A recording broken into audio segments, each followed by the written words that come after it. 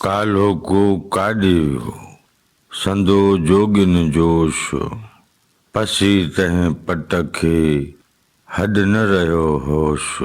आसण में अफ़सोस आऊं न जीअंदी उन रे। हिन बैत जी पढ़णी ऐं माना ग़ुलाम मोहम्मद शावाणीअ जे नुस्ख़े मूजिबि आहे। हद न माना बिल्कुलु न, असुल न। आसण कम करण जी जाइ, उन माना उन्हनि। मुंहिंजे ख़्याल में हिन बैत जी सादी सम्झाणी हीअं करे सघिजे थी। कालो को काॾे वियो संदो जोगिन जोश।